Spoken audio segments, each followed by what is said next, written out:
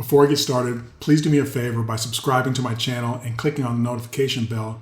That way you will get notified whenever I launch a new video.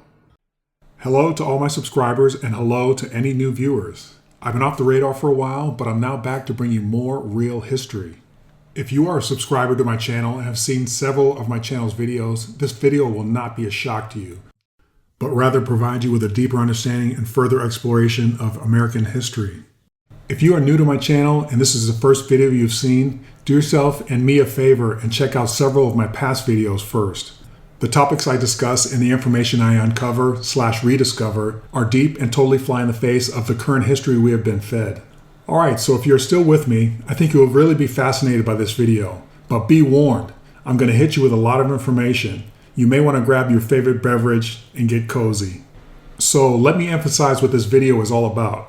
How eugenics was used to erase Black history.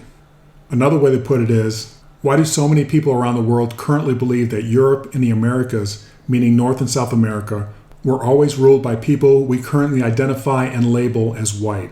Now, for those of you that have watched my videos before, should understand that the label white person is a status that has changed greatly since the turn of the 20th century. So, back to what I was saying. As we all can see, Europe and the United States currently have large populations of people that identify as white, and for the most part are ruled by people that identify as white people. How did this come to pass, and why do many, if not most, believe this has always been the case? I have two words for you: white supremacy and eugenics. Although I've been MIA for several months, I was not sitting on my hands contemplating my navel, as my old math teacher loved to say. What I am doing is constantly researching ancient and current history, for as we all know, history is being made as we live our lives minute by minute. So one of the books I read was War Against the Weak, authored by Edwin Black. This book was extremely revealing, very credible, and very well researched.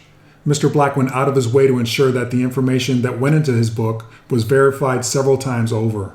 His access to information that most will never experience was unprecedented in my opinion. This book, to me, was the key that explains how American and European history was whitewashed, and it also explains why, to this day, whitewashed history is still being taught. My only issue with Mr. Black's book, and I will get into it further later in this video, is his focus on how the evils of eugenics was waged on poor, uneducated, mentally impaired whites, and secondly, other ethnic and social groups. But he never emphasizes that people of color received the worst outcome, because Black folks, aka people of color, were victims of everything that happened to the white people in the categories I just mentioned. In addition to that, Black people's history was rewritten and appropriated still to this day via systematic racism. I know, based on all the information I have researched and that I have been able to piece together in my past videos, that Mr. Black and his researchers, while conducting research in various countries, came across not only written proof of significant people of color in European and American history, but also visual proof. Yet I fear they chose not to reveal this historical information, but instead focused mostly on the past transgressions against white people. Please don't think that I'm diminishing the atrocities committed against white people. However, unlike Black people, in what are presently majority white countries, they do not continue to suffer systematically. I will also share why I believe Mr. Black chose this course of action as we go along in this video.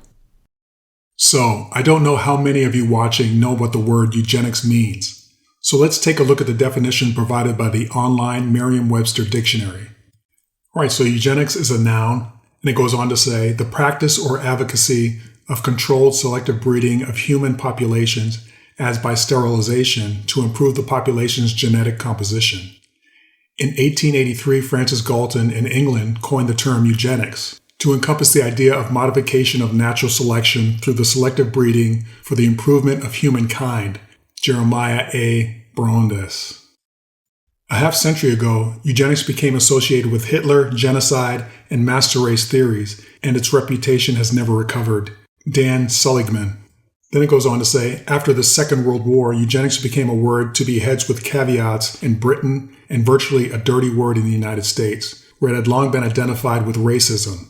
Daniel J. Cavels. Now let's also define the term white supremacy. I will again use the definition provided by the online Merriam-Webster dictionary. Alright, so white supremacy is a noun, and it goes on to say, the belief that the white race is inherently superior to other races and that white people should have control over people of other races. The alt-right is a reactionary conservative movement. It is characterized by an embrace of fascism, white supremacy, and misogyny. Constance Grady. Under number 2, it says the social, economic, and political systems that collectively enable white people to maintain power over people of other races.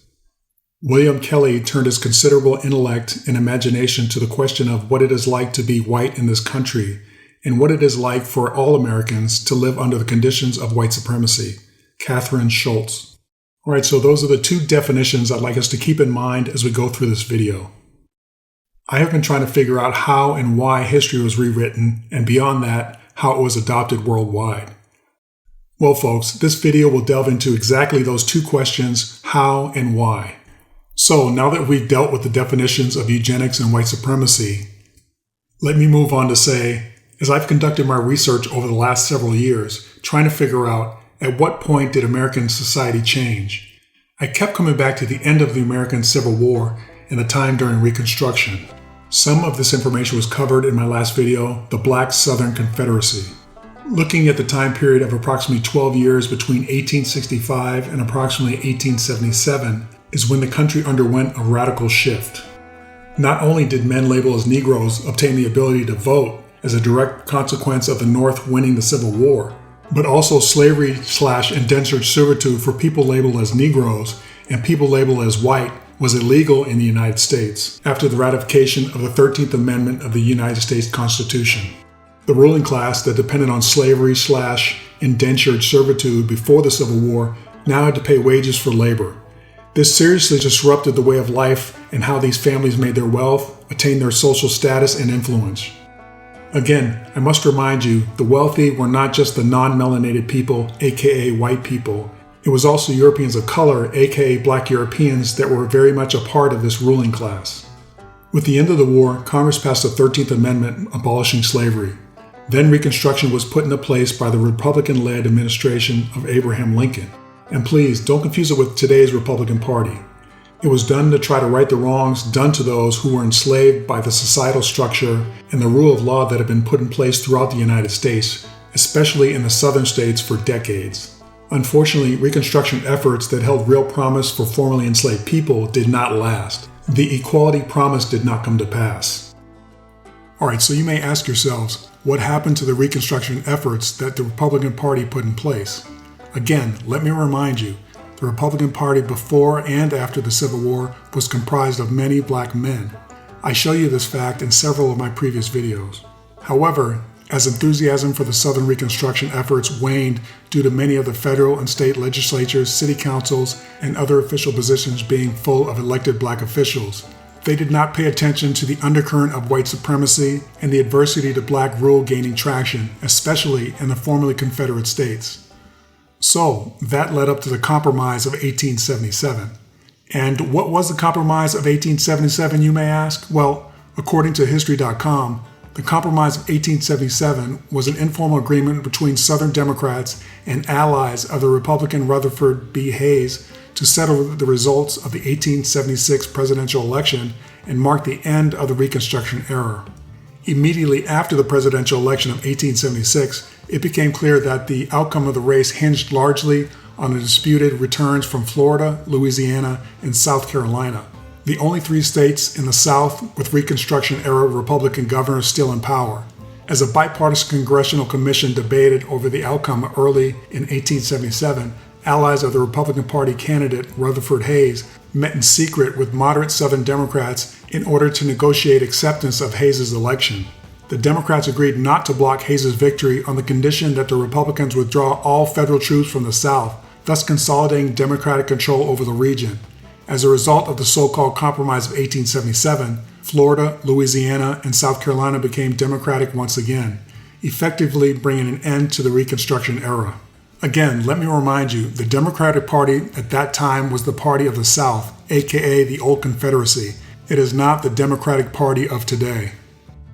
What did occur was lawless violence against black men, women, and children across the United States. According to the EJI, EqualJusticeInitiative.org, During the 12 years from 1865 to 1877, thousands of black people were killed, attacked, sexually assaulted, and terrorized by white mobs, and individuals were shielded from arrest and prosecution. These white perpetrators of violence were never held accountable. On the contrary, they were often celebrated.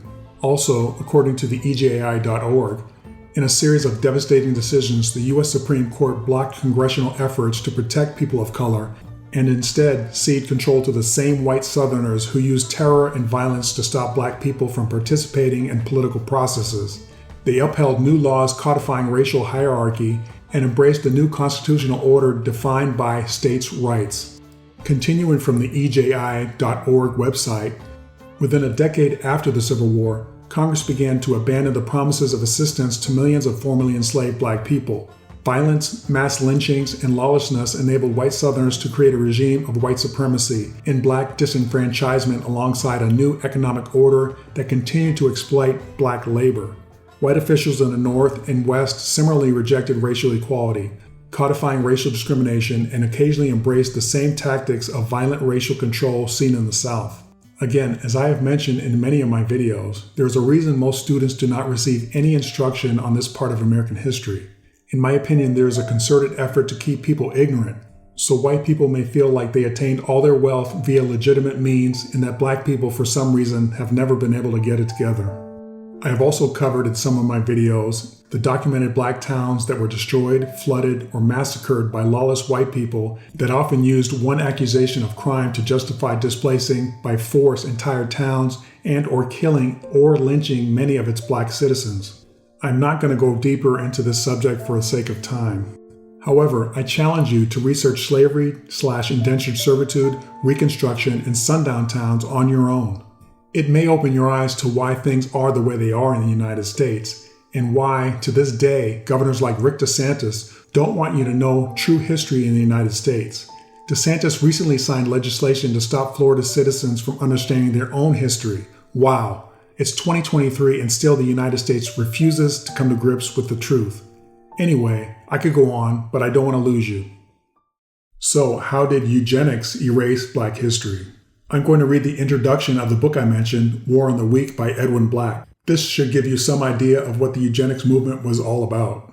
Just be forewarned, it's somewhat lengthy, but I feel it's necessary in order to understand what went on in the United States and abroad during the onset of the height of the eugenics movement. Just as a disclaimer, I don't receive any compensation for talking about this book, nor have I ever been contacted by the author or its publisher. Okay, so the introduction goes on to state, voices haunted the pages of every book. This particular book, however, speaks of the never born, for those whose questions have never been heard, for those who have never existed. Throughout the first 6 decades of the 20th century, hundreds of thousands of Americans and untold numbers of others were not permitted to continue their families by reproducing.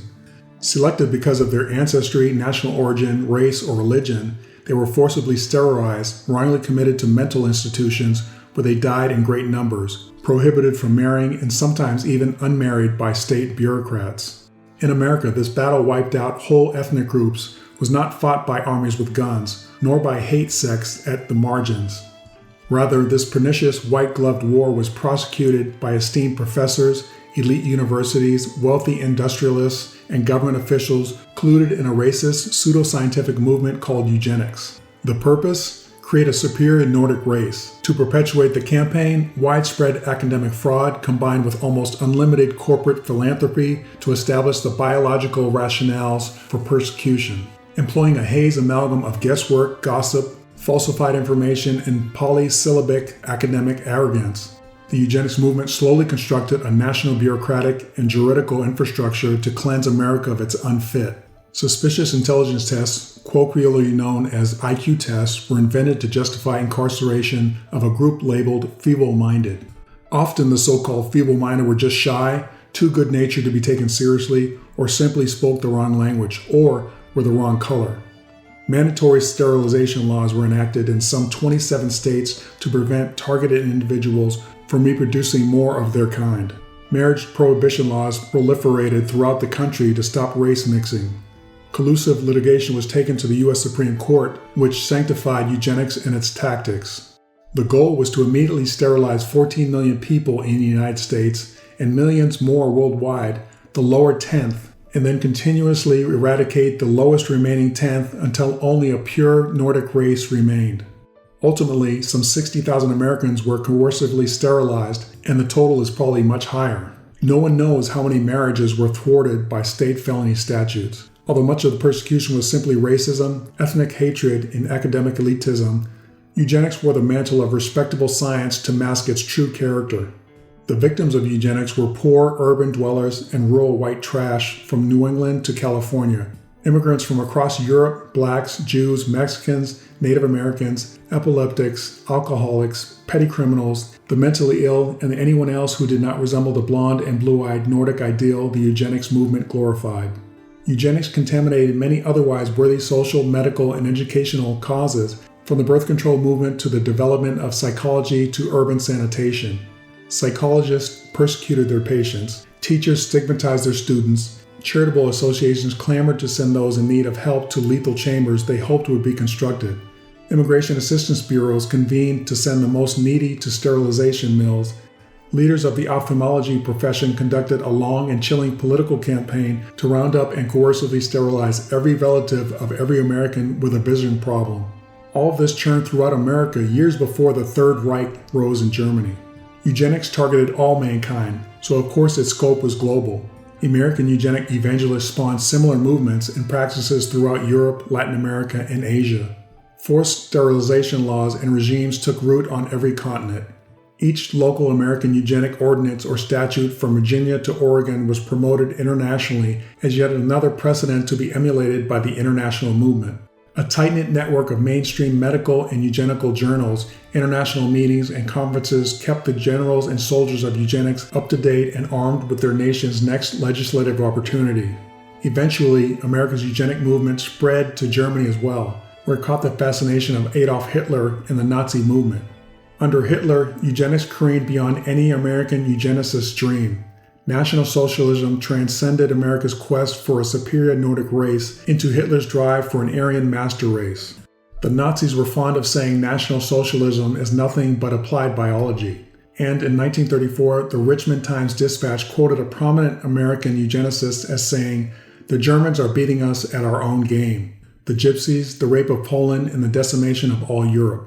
But none of America's far-reaching scientific racism would have risen above ignorant rants without the backing of corporate philanthropic largesse. Within these pages, you will discover the sad truth of how scientific rationales that drove killer doctors at Auschwitz were first concocted on Long Island at the Carnegie Institution's eugenic enterprise at Cold Spring Harbor. You will see that during the pre-war Hitler regime, the Carnegie Institution, through its Cold Spring Harbor complex, enthusiastically propagandized for the Nazi regime and even distributed anti-Semitic Nazi party films to American high schools. And you will see the links between the Rockefeller Foundation's massive financial grants and the German scientific establishment that began the eugenics programs that were finished by Mengele at Auschwitz. Only after the truth about Nazi extermination became known did the American eugenics movement fade. American eugenics institutions rushed to change their names from eugenics to genetics.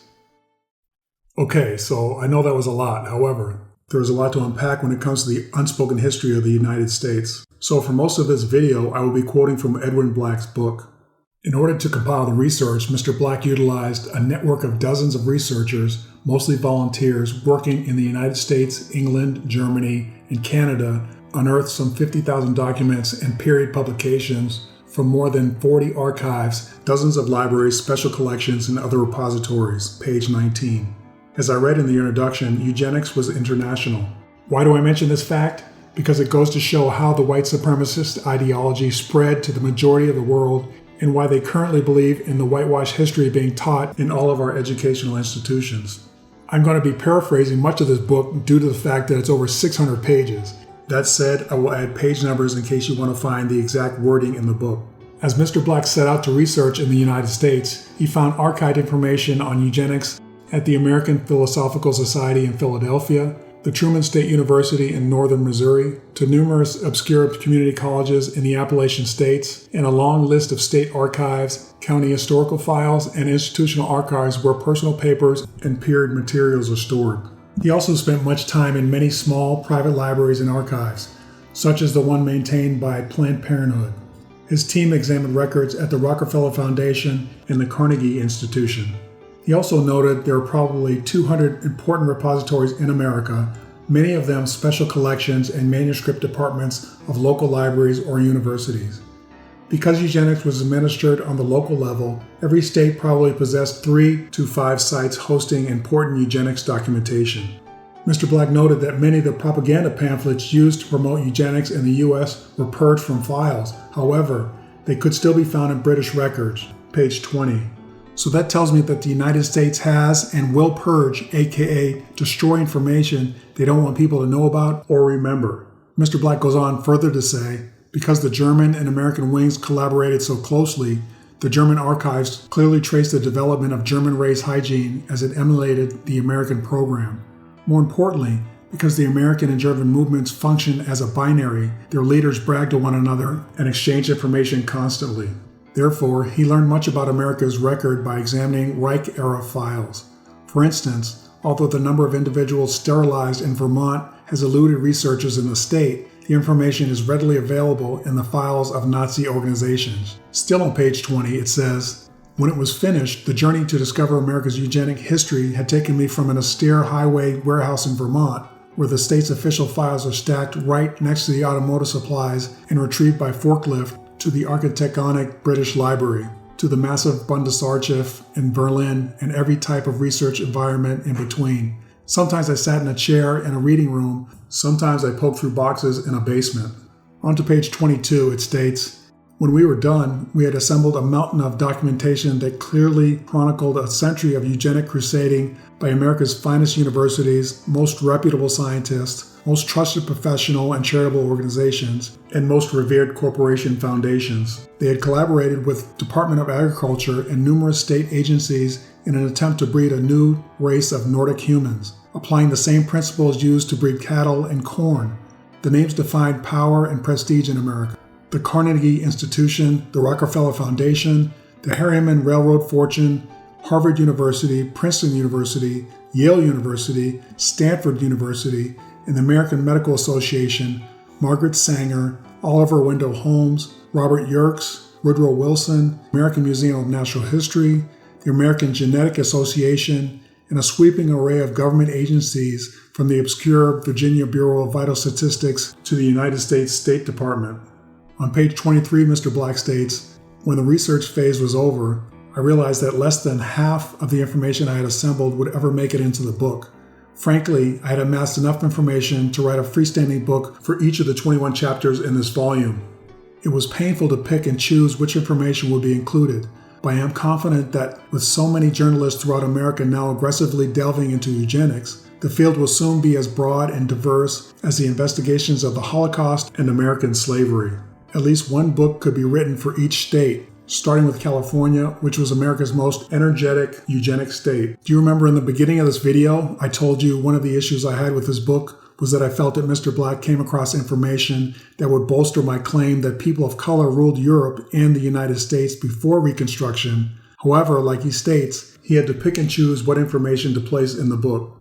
Okay, so on page 24, Mr. Black states, this is the right place to note that virtually all the organizations I investigated cooperated with unprecedented rigor because they want the history illuminated as much as anyone.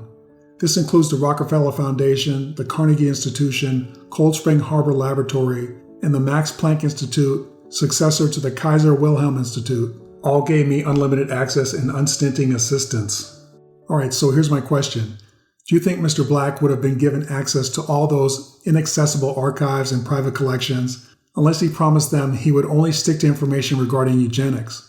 I truly believe this is the deal that was struck in order for him to be granted this unprecedented access. All right, so on page 25, Mr. Black states, my mission is to expose who paid for these bleak episodes, who agreed to them, who made them possible, and who used his lofty status as a university scholar, a medical expert, a governor, a judge, a legislator, a prominent attorney, or wealthy philanthropic organization to press forward on the gearshift of genocide.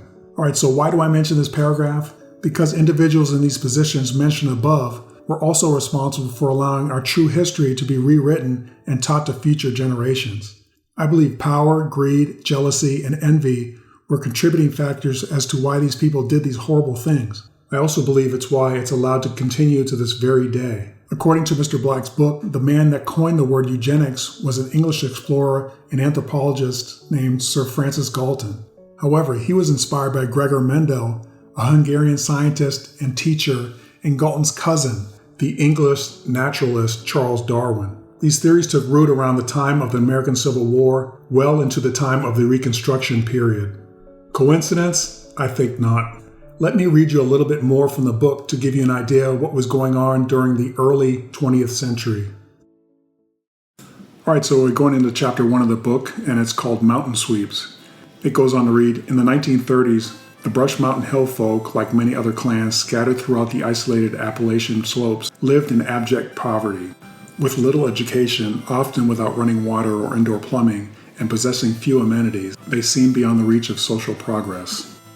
Speaking with indistinct drawls and slurred vestigial accents that marked them as hillbillies, dressed in rough-hewn clothing or hand-me-downs, and sometimes diseased or poorly developed due to the long-term effects of squalor and malnutrition, they were easy to despise.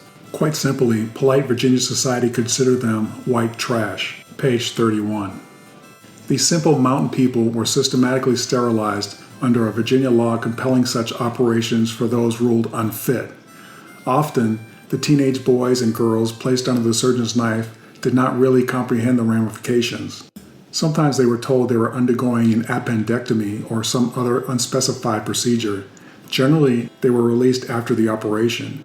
Many of the victims did not discover why they could not bear children until decades later, when the truth was finally revealed to them by local Virginia investigative reporters and government reformers. Page 32. Western State Hospital in Staunton was not Virginia's only sterilization mill. Others dotted the state's map, including the Colony for Epileptics and the Feeble-Minded near Lynchburg, the nation's largest facility of its kind and the state's greatest center for sterilization. Lynchburg and Weston were augmented by hospitals at Petersburg, Williamsburg, and Marion. Lower-class white boys and girls from the mountains, from the outskirts of small towns and big city slums, were sterilized in assembly line fashion. So were American Indians, blacks, epileptics, and those suffering from certain maladies day after day. Thousands of them as though orchestrated by some giant machine. Page 32. Retired Montgomery County Welfare Director Kate Bolton recalled with pride, quote, "The children were legally committed by the court for being feeble-minded, and there was a wait list from here to Lynchburg," end quote, she added. "If you've seen as much suffering and depravity as I have, you can only hope and pray that no one else goes through something like that. We had to stop it at the root," end quote, page 32. Wow, she sounds like Nurse Diesel from the Mel Brooks movie High Anxiety. On page 34 it reads, Virginia's victims were among some 60,000 who were forcibly sterilized all across the United States, almost half of them in California. Continuing on to page 34, it says, the movement was called Eugenics. It was conceived on the onset of the 20th century and implemented by America's wealthiest, most powerful, and most learned men against the nation's most vulnerable and helpless. Eugenicists sought to methodically terminate all of the racial and ethnic groups and social classes they disliked or feared. It was nothing less than America's legalized campaign to breed a super race, and not just any super race. Eugenicists wanted a purely Germanic and Nordic super race, enjoying biological domination over all others. Nor was America's crusade a mere domestic crime. Using the power of money, prestige, and international academic exchanges, American eugenicists exported their philosophy to nations throughout the world, including Germany. Decades after a eugenics campaign of mass sterilization and involuntary incarceration of defectives was institutionalized in the United States, the American effort to create a super Nordic race came to the attention of Adolf Hitler. Again, I want to mention that this book is extensive, so there is no way I will be able to cover the entire book. It goes very deep into how eventually laws were passed in numerous states and who championed them into existence. What I want you to take away from this book is to understand white supremacists were responsible for coercively sterilizing over 60,000 Americans. While they were at it, they also created laws to keep people of different ethnic groups from marrying. They maintained positions of power yet refused to hold perpetrators accountable or even consider prosecuting thousands of murderers of indigenous people, black Europeans, poor whites, etc. What I also want you to realize is, if these sick people in their places of power and prestige were willing to carry out this evil, do you think they wouldn't have the ability or mindset to rewrite our history to glorify themselves? Ask yourselves, do you think it's within the realm of possibility? Alright, so we're going to move on. I'm going to cover some of the most powerful people in American society during the early 20th century that allowed eugenics to grow and spread. People like Theodore Roosevelt. He was president from 1901 to 1909. He was a well-known white supremacist. In a book written by Thomas G. Dyer called Theodore Roosevelt and the Idea of Race, he states, Roosevelt believed fundamentally that American greatness came from its rule by racially superior white men of European descent. A quote from the website history.com states, in spite of those words, though, Roosevelt hardly saw all black Americans as equals. Roosevelt was quoted as saying, as a race and in the mass, they are altogether inferior to the whites. He confided in a friend in a 1906 letter. 10 years later, he told Senator Harry Cabot Lodge that, quote, the great majority of Negroes in the South are wholly unfit for the suffrage, end quote, and that giving them voting rights could, quote, reduce parts of the South to the level of Haiti, end quote. In a book called The Roughest Riders, The Untold Story of the Black Soldiers in the Spanish-American War, the author states on the back cover of the book, Americans have long heard the story of Teddy Roosevelt and the Rough Riders charging up San Juan Hill during the Spanish-American War, but often forgetting in the great swamp of history is that Roosevelt's success was ensured by a dedicated corps of black soldiers, the so-called Buffalo Soldiers, who fought by Roosevelt's side during his legendary campaign.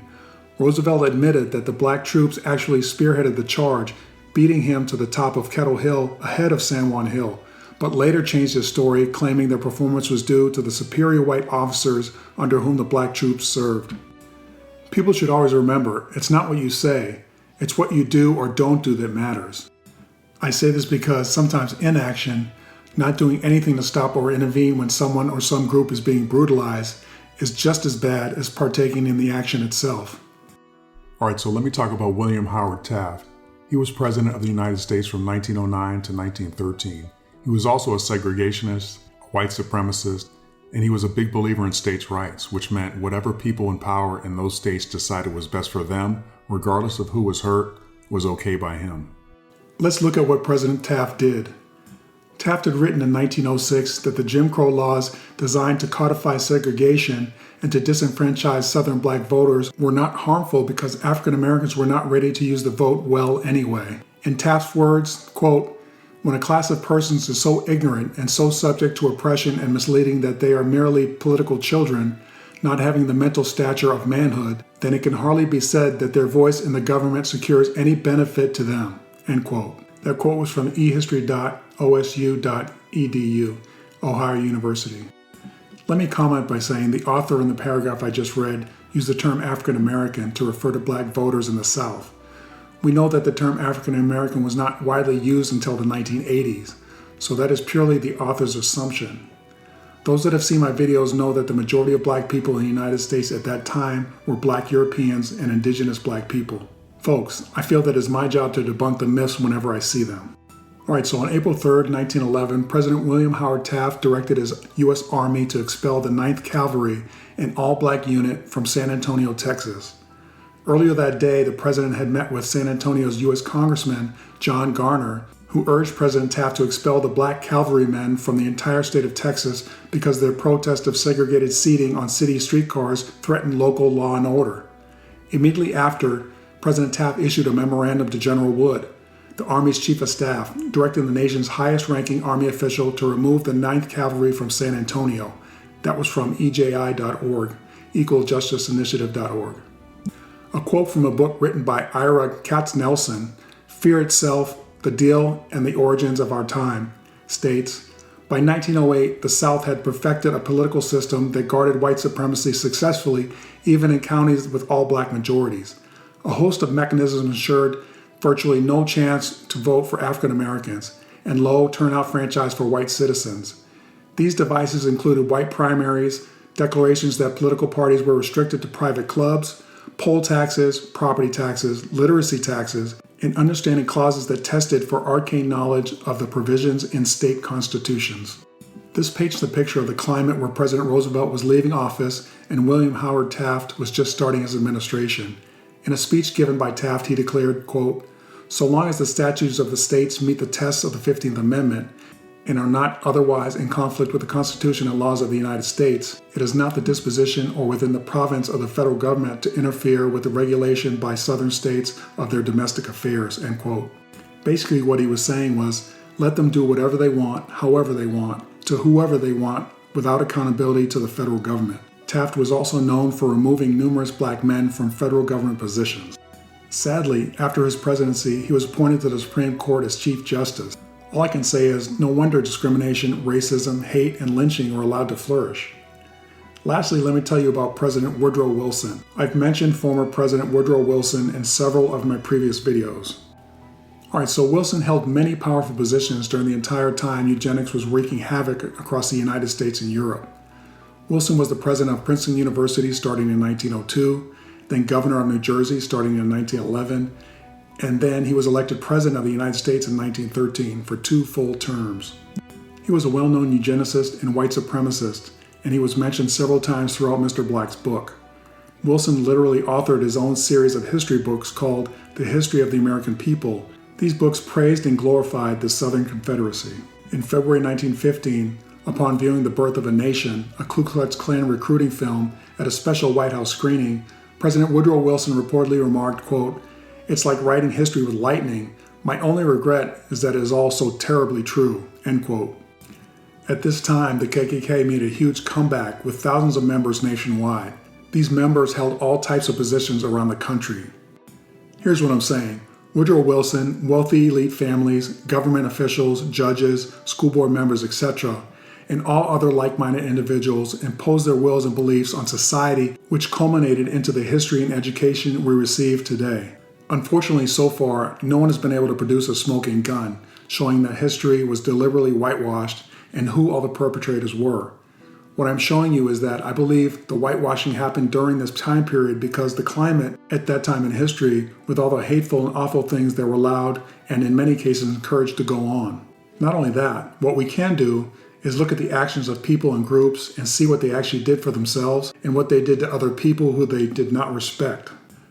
Alright, so I know many of you watching are skeptical of what I'm saying. However, just like you, I want to know how the actual books were rewritten and altered with new pictures, how the paintings were hidden, recreated, or overpainted, and how photos were replaced or altered to remove all traces of people of color from history. As I was finalizing this video, I was thinking to myself, the cover-up is vast. However, I have so far emphasized more of the why, but not necessarily the how. So I have inserted this section to address the issue of how history was whitewashed. Alright, so I really hope I haven't lost you. If you need a break, please pause the video, take a break, and come on back. Alright, so if you took a break, welcome back. If not, here we go. So I've already told you who some of the major players are that were identified in the book. The financiers, the politicians, doctors, directors of institutions, university presidents, and faculty. Of course, these are the main figures, yet it doesn't account for and name the lower level, everyday federal, state, and local employees that actually did the work involved in carrying out this horrible lie.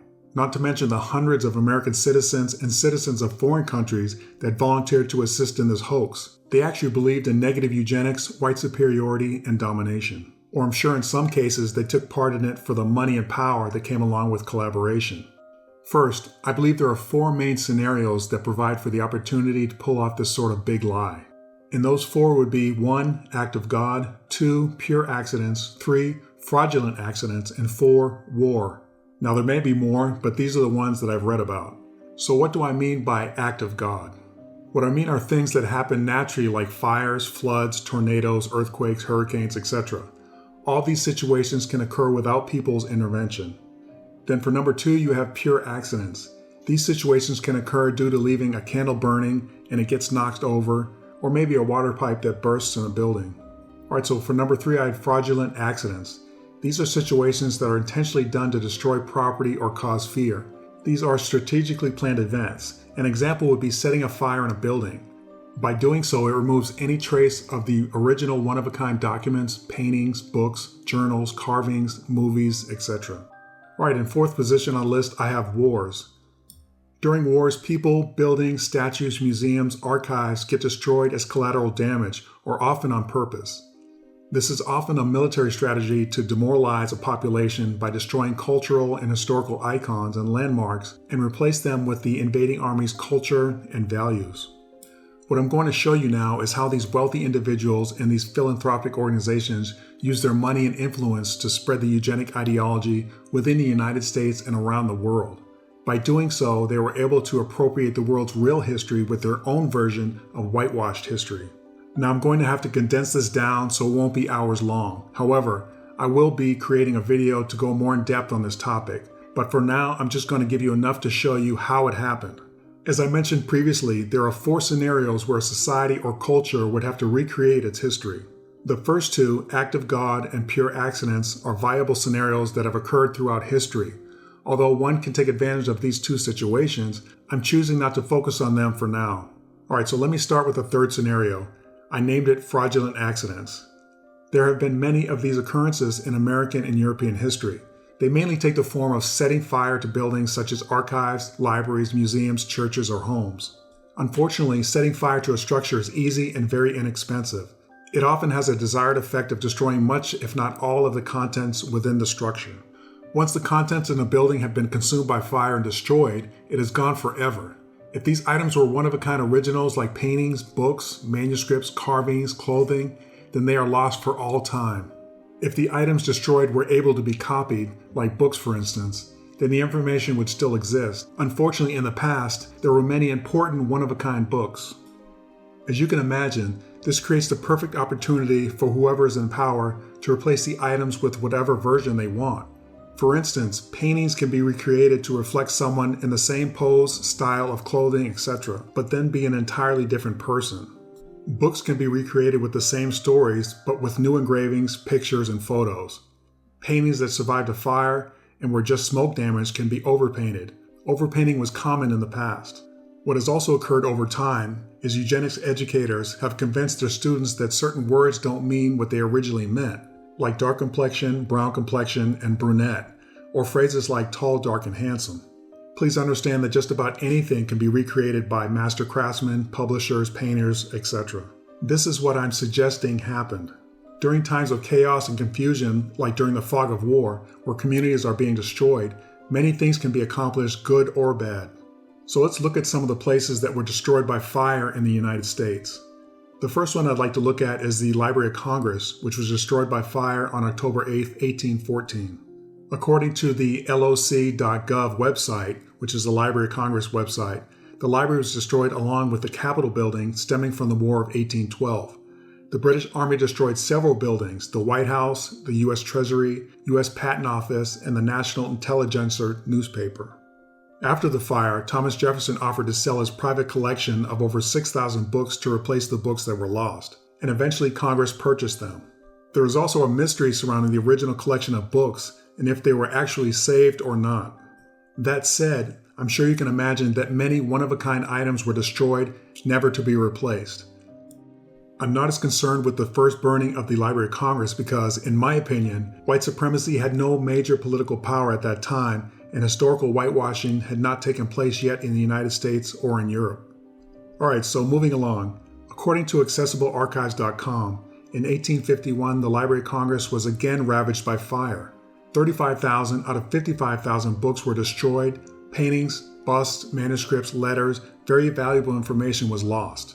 Yet again, Congress had to appropriate funds to build a new collection. In my opinion, with each destructive fire comes the opportunity to change information or hide it like it never happened. Keep in mind, the people that were eyewitnesses to the historical events that were written about were generally dead years prior to the publishing of the text. So essentially, there is no one to protest if the recreated books have incorrect or misleading information. Here's an example for you. 4 valuable busts were destroyed in the second Library of Congress fire. They were likenesses of Washington, Jefferson, Lafayette, and General Taylor, all of whom had died years before. Now I'm suggesting when the busts got recreated, they were changed to look like the person that commissioned them wanted them to look like. Alright, so take a look at this coin. It is the Indian head cent. According to Wikipedia.com, it was created by James Barton Longacre. He was an American portraitist and engraver, and the 4th chief engineer of the United States Mint from 1844 until his death. Longacre is best known for his design of the Indian head cent, which entered commerce in 1859, and for the design of the shield nickel, flying eagle cent, and other coins of the mid-19th century. Reading from a paragraph from the website U.S. Coins and Jewelry, it reads, "As we mentioned, this Indian head portrait, not a Native American profile, but apparently modeled after James Barton Longacre's daughter Sarah, it is rumored that she was at the mint visiting her father when she tried on the Indian headdress of Sitting Bull. Her father saw her and sketched her, hence the image of the obverse side of the coin was born." Of course, everyone knows Longacre's daughter did not represent what an Indian looked like. However, that's what was deemed acceptable by those in charge of the National Treasury. My point here, showing a misrepresentation of an American Indian on a national coin utilizing a young white girl, was perfectly fine. This actually goes a long way in proving my point that if misrepresenting an entire group of people was okay for national circulated coins, then it should not be far-fetched to believe and understand that it occurred with many important people in our history books. Okay, so I spent a lot of time talking about these two fires at the Library of Congress. Let me tell you about some others within the United States and Europe. Remember, this is not a complete list. Alright, so in 1865, the library on the University of Alabama's campus was destroyed, burning 7,000 volumes. In 1879, the Birmingham Central Library was destroyed by fire. 49,000 books were burned. In 1895, the University of Virginia Library at Charlottesville, Virginia was burned. Only 20% of the books and special collections survived. Then in 1911, the New York State Library burned. And in 1986, the Los Angeles Central Library caught fire. 400,000 books were destroyed. Also, keep in mind, whatever adorned the walls of these libraries, like paintings for instance, were also destroyed. Now, moving over to Europe, fires destroyed the Mosque Library in Bulgaria in 1877. In 1914, the Library of the Catholic University in Belgium. In 1922, the Public Records Office in Dublin, Ireland. In 1931, several religious libraries in Madrid, Spain. In 1933, the Institute of Sexology in Berlin, Germany. In 1941, the National Library of Serbia in Belgrade. Also in 1941, the British National Central Library was seriously damaged from an air raid. In 1943, the SS Cyril and Methodist National Library in Bulgaria. In 1944, the National Library of Poland, the Warsaw University Library, and the Warsaw Public Library, along with the Central Archives of Historical Records in Warsaw. Again, please keep in mind this is totally not a complete list, just a small sample. According to a paper written in 2015, United Kingdom Libraries During World War II by Matthew Levitt, MLIS, Brigham Young University, he stated, "The British knew that their libraries would be targeted for destruction, so they purposely moved many thousands of books to safer locations. In my opinion, that means they had to choose which books, collections, and other works of art they had to save and which ones to leave behind." Alright, so finally, let's look at the last scenario on my list of 4, which is war. I'm going to show you the Oxford Research Encyclopedia's website, oxfordre.com. On the webpage called American History, Urban Destruction During the Civil War by Megan Kate Nelson. It says, quote, "During the American Civil War, Union and Confederate commanders made the capture and destruction of enemy cities a central feature of their military campaigns. They did so for 2 reasons. First, most mid-19th century cities had factories, foundries, and warehouses within their borders, churning out and storing war material. Military officials believed that if they interrupted or incapacitated the enemy's ability to arm or clothe themselves, the war would end. Second, it was believed that the widespread destruction of property, especially in major capital cities, would also damage civilians' morale, undermining their political convictions and decreasing their support for the war effort." Further down the page, under the heading Cities as Military Targets, it reads, "The antebellum era was a time of rapid urbanization in the United States. Large, densely populated cities and towns had proliferated on both sides of the Mason-Dixon line by 1861. During the Civil War, Union and Confederate commanders made the capture or destruction of enemy cities a central feature of their campaigns." So she goes on to say why. Burning cities damaged civilian morale, quote, "bringing the enemy to the point where it can go no further physically, emotionally, or ideologically." According to that same website, 11 southern cities were destroyed, the most notable being Richmond, Virginia, Charleston, South Carolina, Atlanta, Georgia, and Columbia, South Carolina. Again, hundreds of thousands of documents, books, paintings, family heirlooms, etc. were lost. Not to mention the people that were killed that had institutional knowledge of what had occurred in the past, but also what was unfolding at that time. My thought pattern here, much of the evidence of who was who and who did what in the past was lost. Now I want you to guess who rebuilt the southern United States after the Reconstruction period failed. I'll tell you, the white supremacist, lost cause narrative veteran soldiers and their families that actually lost the Civil War. The caveat here that most don't realize, unless you've seen my video, The Black Southern Confederacy, is that the majority of black veteran Confederates were excluded and erased from history books, their likenesses replaced by white people, thereby appropriating the true history with a white supremacist version. After approximately 10 years of Southern Reconstruction, federal Union troops had done their best to enforce the new regulations and constitutional laws put in place to bring about equality in the southern states. During those 10 years, black men were voted in and dominated many of the state and local legislatures due to their voting numbers. This, in my opinion, led to the white supremacist Confederate veterans having vengeance in their hearts and minds. Not only did they lose the war, now they had very little political control. As I mentioned earlier, they created the White Leagues and the KKK to terrorize, manipulate, and cheat black Southerners out of their civil rights. These white supremacists systematically took over the political process, created the black codes, and rebuilt the South with black labor, and then influenced the rest of the country with their version of history through political domination. The final nail in the coffin having been struck by Republican Rutherford B. Hayes' Compromise of 1877. Okay, so moving on with the scenario of war and how eugenics whitewashed the history of European countries. World War I caused the destruction of four main empires, the German, Russian, Ottoman, and the Austro-Hungarian empires. Many centuries-old historical cities and landmarks were destroyed. So, who came to the rescue after all that destruction? Let's take a look. Alright, so I'm going to read from the AmericanForeignRelations.com website.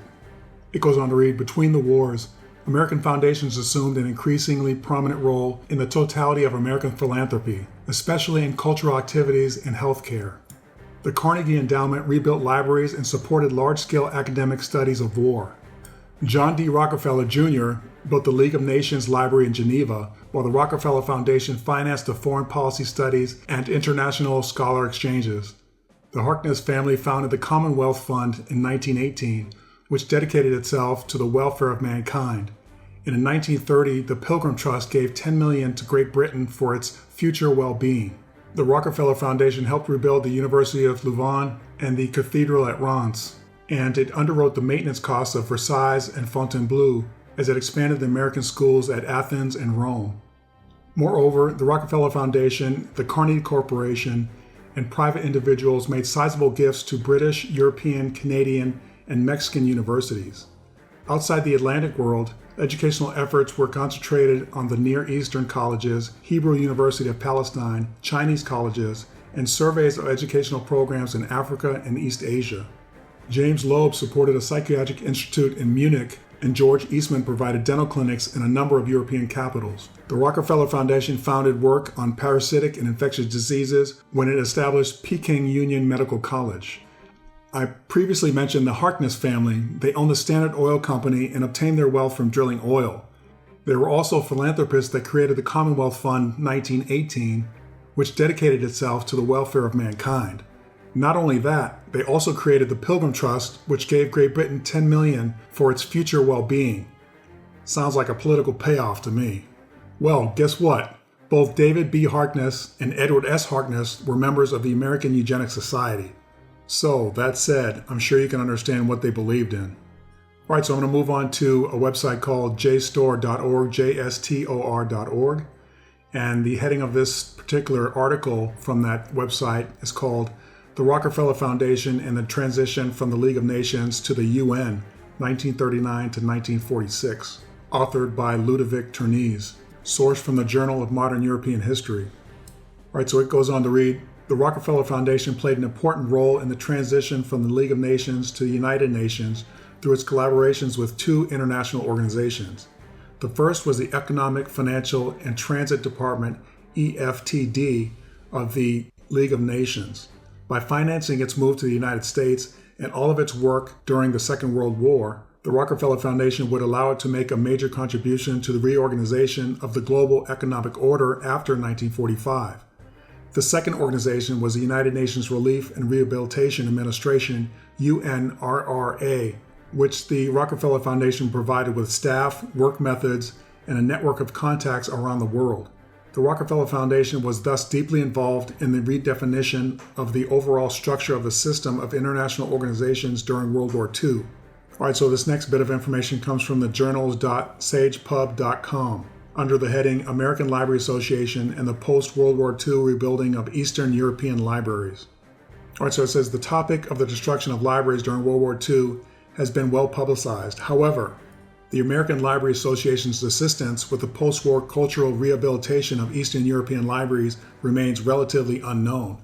The paper examines the Aid to Libraries in War Areas program, funded by the Rockefeller Foundation and administered by the American Library Association, with respect to Eastern European countries including Bulgaria, Czechoslovakia, Hungary, Poland, Romania, Russia, and Yugoslavia.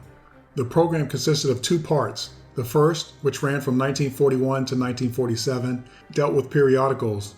The other, in operation from 1944 to 1947, focused on books. Its goal was to replenish, through a limited scale, devastated collections with American publications unavailable in most European and Asian libraries during Axis occupation. I just want to bring you back to where it says devastated collections were replaced with American publications unavailable to most of Europe and Asian libraries during Axis occupation. Call me cynical, but gee, I wonder what BS was contained in the replacement books. All right, so continuing on with the articles from JSTOR.org, here's a paragraph from an essay written by Charles Johningsmeyer, probably butchered that, Realism, Naturalism in American Public Libraries 1880 to 1914. All right, and it goes on to say, quote, yet somewhat surprisingly, given their significant impact on literary history, the distribution systems by which physical copies of realist and naturalist text in periodical and book form were transmitted from publishers and printers to readers have received little scholarly attention. One of the most important of these systems in the United States was the public library.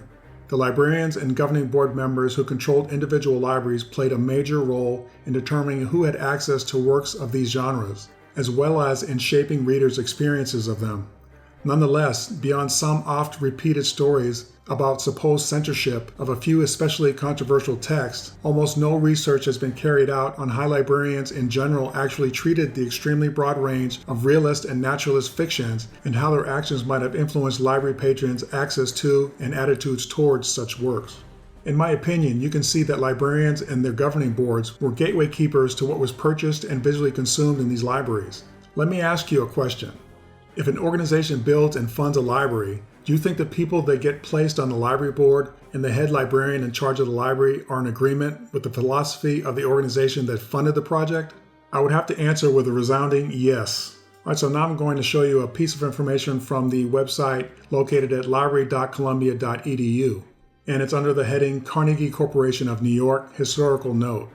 And it says Carnegie Corporation of New York, which was established by Andrew Carnegie in 1911, to promote the advancement and diffusion of knowledge and understanding, is one of the oldest, largest, and most influential of American foundations.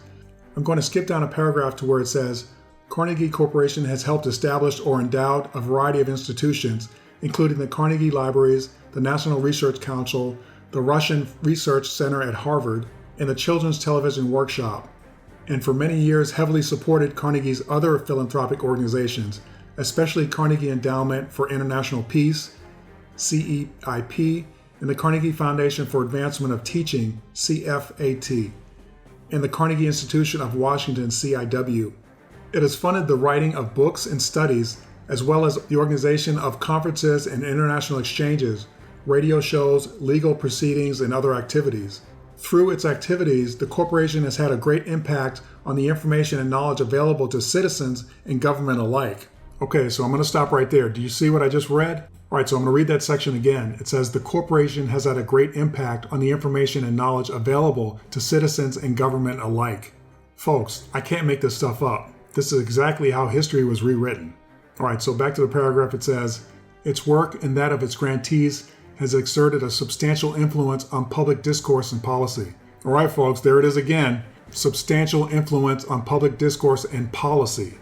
All right, so I'm going to skip down a little bit and go to the section where it says founding and early years. It goes on to read, By 1911, Andrew Carnegie had endowed 5 organizations in the United States and 3 in the United Kingdom, and had given away over $43 million for public library buildings and close to $110 million for other purposes. Nevertheless, 10 years after the sale of the Carnegie Steel Company, he still had more than $150 million and, at the age of 76, was tiring of the burden of philanthropic decision-making. Wow, must have been tough. On the advice of Elihu Root, a longtime friend, he decided to establish a trust to which he could transfer the bulk of his remaining fortune and, ultimately, the responsibility of distributing his wealth after his lifetime. Having already used the conventional labels for his previously endowed institutions, he selected corporation for this last and largest. It was chartered by the state of New York as Carnegie Corporation of New York. The corporation's capital fund, originally donated as a value of about $135 million, had a market value of $1.55 billion on March 31, 1999. Then it says during 1911 and 1912, Carnegie gave the corporation $125 million, making it the largest single philanthropic trust ever established up to that time. As the residual legatee under his will, the corporation received an additional $10 million when the estate was settled. Carnegie earmarked a portion of the endowment to be used for philanthropic purposes in Canada and what were then the British colonies. This part of the endowment was first known as the Special Fund, then the British Dominions and Colonials Fund, and later the Commonwealth Program. Charter amendments have allowed the corporation to use 7.4% of its income in countries that are or have been members of the British Commonwealth. Alright, so I'm getting to the end of this section, but let me show you this page that I got from History of Ireland, Winter 1998, Volume 6, page 25, by Brandon Grimes, published by WorldWeld Ltd. As you can see in the photo there, Bangor Library, County Down, designed by E.L. Wood, opened in 1910 as both a school and a library. Alright, so the heading on this article is Carnegie Libraries in Ireland by Brandon Grimes. And it goes on to read, Andrew Carnegie, 1835 to 1919, immigrated with his parents from Scotland to America in 1848. He became exceptionally successful in the steel business, eventually gaining a near monopoly of steel production in the U.S. In 1901, he sold the Carnegie Corporation and all its holdings to John Pierpont Morgan's Federal Steel Company for $480 million. Alright, so I'm going to skip down the paragraph to where it says, one of Carnegie's first gifts after he sold his company was $5,200,000 to New York City for the construction of 65 branch libraries. Carnegie had given money for libraries before, but he was now to devote himself to a philanthropic career, and it was not long before Ireland was to benefit. By early 1905, he had pledged $39,325,240 for 1,200 libraries in English-speaking countries, and of this money, $598,000 was for Ireland. He and his trust were to finance more than twice that number before the library program came to an end. Estimates of the number of libraries he paid for vary between 2,500 and 2,509. It was not only the libraries that Carnegie was interested in. He endowed trusts for universities, the advancement of science, etc. His wealth was so vast and increasing from the interest on the capital that he found it difficult to match his philanthropic schemes with the money he had. I kind of like that he used the word schemes because that's exactly what he was up to. Between 1897 and 1913, he promised over $170,000 to pay for the building of about 80 libraries in Ireland. 66 of the libraries were built and 62 of them have survived. Although the money that Carnegie gave for the Irish libraries was small in proportion to his total expenditure, it greatly helped the library movement in Ireland. In 1919, 81% of the towns in Ireland which had rate-supported libraries received contributions from Carnegie. This compares with 65% for Scotland and 49% for England and Wales. Alright folks, what I'm showing here is the very philanthropists that were financing eugenics in the United States, Europe, and other countries like Mexico were allowed to rebuild the libraries and collections of these devastated countries that had been destroyed by war. These foreign countries allowed these philanthropists to use their money to buy their way into being allowed to recreate these libraries with eugenics at the core. Controlling access to information was given to philanthropists who were ardent eugenicists.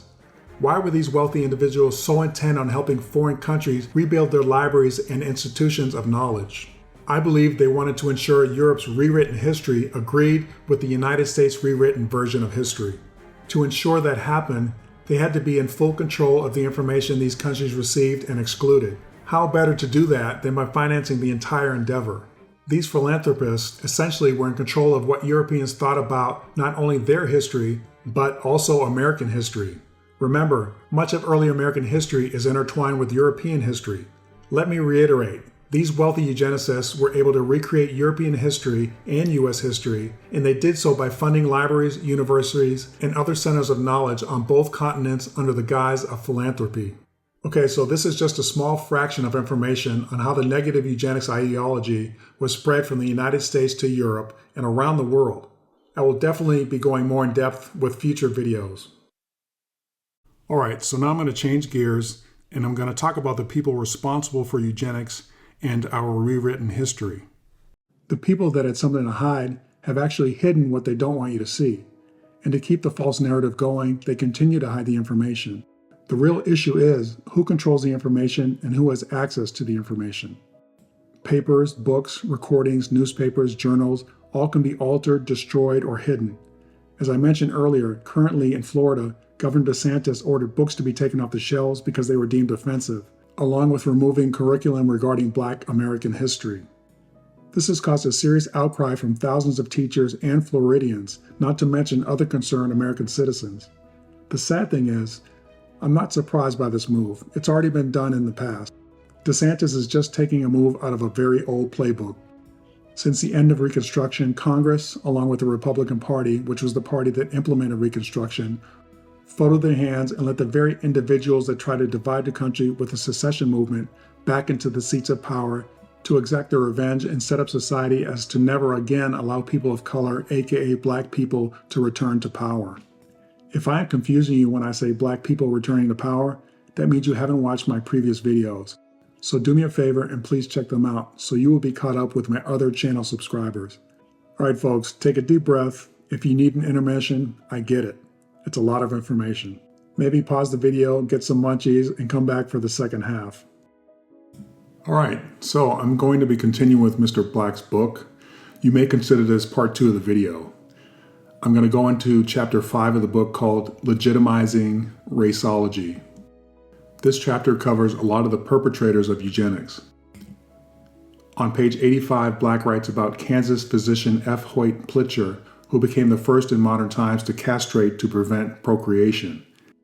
In the mid-1890s, Dr. Plitcher, superintendent of the Kansas Home for the Feeble-Minded, surgically asexualized 58 children. Plitcher's procedure was undertaken without legal sanction. Once discovered, Kansas citizens broadly condemned his actions, demanding he stop. The Kansas Home Embattled Board of Trustees suspended Plitcher's operations, but staunchly defended his work. The board defiantly proclaimed, quote, "Those who are now criticizing Dr. Plitcher will, in a few years, be talking of erecting a monument to his memory," end quote. Later, Dr. Plitcher's National Association of Institution of Directors praised him as courageous and as a pioneer, strong enough to face ignorance and prejudice. Then also on page 85, we have Dr. Harry Clay Sharp, physician at an Indiana reformatory at Jeffersonville. In early 1899, he read an article in the Journal of the American Medical Association by distinguished Chicago physician Albert John Ochsner, who later co-founded the American College of Surgeons. Dr. Ochsner advocated compulsory vasectomy of prisoners to eliminate all habitual criminals from the possibility of having children. In this way, Ochsner hoped to reduce not only the number of born criminals, but also chronic inebriates, imbeciles, perverts, and paupers. It goes on to read, the Indiana prison doctor proudly lectured his colleagues about the procedure's advantage in a 1902 article in the New York Medical Journal. He presented the surgery strictly as a tool for human breeding. Quoting an old essay, Sharp railed, "We make the choice of the best rams of our sheep and keep the best dogs. How carefully then should we be in begetting children?" Sharp's article described his method of instructive clinical detail, yet involuntary sterilization was still not legal and was thought by many to be unconstitutional. So he urged his fellow institutional doctors to lobby for both restrictive marriage laws and legal authority for every institutional director in every state to render every male sterile who passes its portals, whether it be in an almshouse, insane asylum, institute for feeble-minded, reformatory, or prison. Sharp declared that widespread sterilization was the only rational means of eradicating from our midst a most dangerous and hurtful class. Radical methods are necessary. All right, so I'll now turn into page 87, which reads, biologist David Starr Jordan, president of the University of Indiana, conceived that paupers were indeed parasites. As Kallikaks so fervently claimed, Jordan lectured his students and faculty to accept that some men were dwarfs in body and mind. Quickly, Jordan became America's first eminent eugenic theorist. His 1902 book, Blood of a Nation, first articulated the concept of blood as the immutable base of race. He readily proclaimed, quote, "The pauper is the victim of heredity, but neither nature nor society recognizes that as an excuse for his existence," end quote. Jordan left Indiana in 1891 to become the first president of the newly created Stanford University, founded by the estate of wealthy railroad entrepreneur Leland Stanford. While at Stanford, Jordan used his position to further champion the eugenic cause, damning paupers in his writings and leading like-minded elite and national eugenic organizations.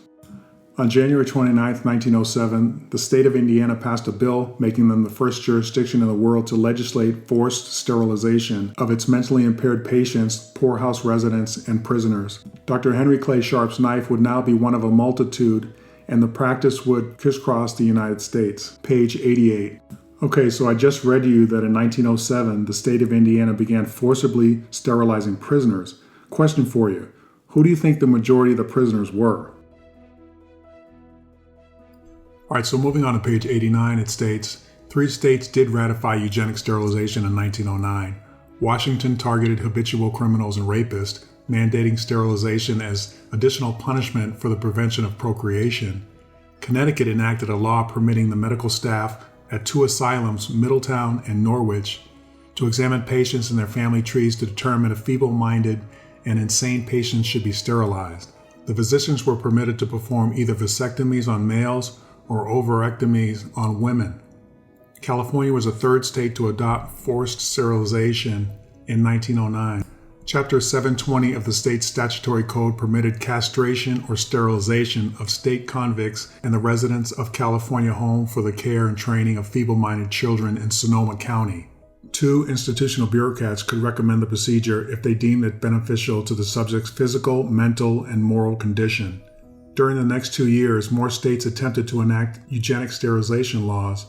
Efforts in Virginia to pass House Bill 96, calling for the sterilization of all criminals, imbeciles, and idiots in the custody when approved by a committee of experts, died in the legislature. But efforts in other states were successful. Nevada targeted habitual criminals, Iowa authorized the operation of criminals, idiots, feeble-minded, imbeciles, drunkards, drug fiends, epileptics, plus moral or sexual perverts in its custody. The Iowa Act was tacked on to a prostitution law. Reading further onto page 89, it states, New Jersey's legislation was passed in 1911. Chapter 190 of its statutory code created a special 3-man board of examiners of the feeble-minded, epileptics, and other defectives. The board would systematically identify when procreation was inadvisable for prisoners and children residing in poorhouses and other charitable institutions. The law included not only the feeble-minded, epileptic, and certain criminals, but also a class ambiguously referred to as other defectives. Other defectives could be anyone they didn't like. Guess who signed the New Jersey's Eugenics bill into law the year before being sworn in as President of the United States? Yours truly, Woodrow Wilson. Continuing on page 90, New York was next. In April of 1912, New York amended its public health law with Chapter 445, which virtually duplicated New Jersey's eugenic legislation. New York law created its own board of examiners for feeble-minded, epileptics, and other defectives, comprised of a neurologist, a surgeon, and a general physician. Any 2 of the 3 examiners could rule whether family history, feeble-mindedness, inherited tendency, or other factors proved that procreation was inadvisable for the patients or prisoners they reviewed. Once again, a so-called patient attorney was to be appointed by the court. Vasectomies, tubal ligations, and full castrations were authorized at the discretion of the board. I won't go through all the states that adopted these laws. Nonetheless, many states followed in the coming years. On page 91 it reads, eugenicists in other countries who had been corresponding together for some years also felt the need to broaden acceptance of their beliefs. All of them wanted eugenic solutions to be applied on a global basis. Their mission, after all, was to completely reshape humanity, not just one corner of it. Toward this end, the Americans worked closely with their counterparts in Germany and England, scheduled an international conference in London. July 1912 was selected because it coincided with a visit to London by Stanford University's Jordan and other eugenic leaders. By now, America's negative eugenics had also been purveyed to like-minded social engineers throughout Europe, especially in Germany and the Scandinavian nations, where theories about Nordic superiority were well received. Hence, this first conference was aptly called the First International Congress on Eugenics, bringing together some several hundred delegates and speakers from across America, Belgium, England, France, Germany, Italy, Japan, Spain, and Norway. As I've been preaching in all my videos, many countries use this ideology to get rid of the people they didn't like systematically, thereby reshaping their countries into what they wanted them to be, white-run countries. Please check out my video called Vanishing Black History. In that video, I show how the United States government created its own history and how they exported it to other countries for consumption, thereby creating a blueprint for those countries to emulate. Just like Hitler emulated the United States using the eugenics model. Alright, so on page 94 it reads, some 400 delegates from America and Europe gathered at the University of London in late July of 1912, where for 5 days a diverse assemblage of research papers were presented exploring the social science and heredity of man. 2 French doctors reviewed Parisian insanity records for the previous half-century. Alcoholism as an inheritable trait was debated, but the proceedings were dominated by the U.S. contingent and their theories of racial eugenics. So, the U.S. was not just content on just targeting the feeble-minded or imbeciles, they used it to go after people they considered non-white. It was basically the slippery slope theory. And that theory states, using an idea or course of action which eventually leads to something unacceptable, wrong, or disastrous. And that's from the Oxford Online Languages Dictionary. Alright, so continuing on to page 94, it states, the medical establishment began to take notice as well, presenting eugenics as a legitimate medical concept. The Journal of the American Medical Association's coverage glowed. JAMA's headline rang out, quote, the International Eugenics Congress, an event of great importance to the history of evolution, has taken place, end quote. Its correspondent enthusiastically portrayed the eugenics theory of social Darwinism, spotlighting the destructive quality of charity and stressing the value of disease to the natural order. Charles Davenport, a biologist and eugenics promoter, authored a textbook along with several others. On page 96 it reads, methodically, eugenic texts, especially Davenport's, were integrated into college coursework and in some cases actually spurred a standalone eugenics curriculum. The roster was long and prestigious, encompassing scores of America's finest schools. Harvard University's 2 courses were taught by Drs. East and Castle. Princeton University courses were taught by Dr. Scull and Laughlin himself. Yale's by Dr. Painter, Purdue's by Dr. Smith, the University of Chicago's by Dr. Bish, Northeastern University, a hotbed of radical eugenic thought, offered a course by Dr. Kornhauser, who had interned at Cold Spring Harbor. Alright, so continue on page 96. Eugenics rocketed through academia, becoming an institution virtually overnight. By 1914, some 44 major institutions offered eugenic instruction. Within a decade, that number would swell to hundreds, reaching some 20,000 students annually. High schools quickly adopted eugenic textbooks as well. Typical was George William Hunter's high school biology book, published by the nation's largest secondary school book publisher, the American Book Company. Hunter's 1914 textbook, A Civic Biology, presented in problems echoed many of Davenport's principles. For example, in one passage, Hunter railed against unfit families spreading disease, immorality, and crime to all parts of the country. His text added, quote, largely for them, the poorhouse and the asylum exist. They take from society, but they give nothing in return. They are true parasites. Before long, the overwhelming majority of high schools employed eugenic textbooks that emphasized clear distinctions between superior families and inferior families. I believe this is what many of our great-grandparents grew up learning and believing. Here's something you may find very interesting. On page 97, a man named Henry Goddard, a psychologist and ardent eugenics crusader who became the movement's leading warrior against the feeble-minded. In New Jersey, in 1906, Goddard was hired to direct the research laboratory at the Vineland Training School for Feeble-Minded Girls and Boys in Vineland, New Jersey. Then in 1913, Goddard published an influential book in the eugenics world, The Kallikaks family, a study in the heredity of feeble-mindedness. In the tradition of the Jukes and the tribal Ishmael, Goddard traced the ancestry, immorality, and social menace of a large family he named the Kallikaks. He created a surname by combining the Greek words for beauty and bad. The story of the Kallikaks presented more than just another defective family patriarch Martin Kallikak from the Revolutionary War era. Was actually a splendid eugenics specimen who fathered an illustrious line of American descendants by his legitimate and eugenically sound Quaker wife. But Goddard claimed that the same Martin Kallikak had also engaged in an illicit affair with a feeble-minded girl, which spawned a race of defective degenerates, foreshadowing a philosophy that low intelligence was a hereditary curse. Goddard wrote that bad Kallikaks were feeble-minded, and no amount of education or good environment can change a feeble-minded individual into a normal one, any more than it can change a red-haired stock into a black-haired stock. To drive his point home, Goddard included a series of photographs of nefarious-looking and supposedly defective Kallikak family members. These photos had been doctored, darkening and distorting the eyes, mouths, and eyebrows, nose, and other facial features to make the adults and children appear stupid. Although retouching published photos was common during this era, the consistent addition of sinister features allowed Goddard to effectively portray the Kallikaks as mental and social defectives. Alright, so let me comment on this section.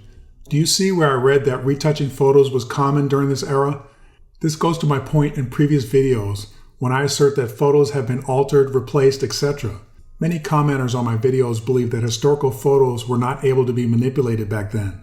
This is far from the truth. Photos had begun being manipulated in the mid-1800s. By the early 1900s, many photographers were very adept at manipulating photos. Anyway, back to Henry Goddard.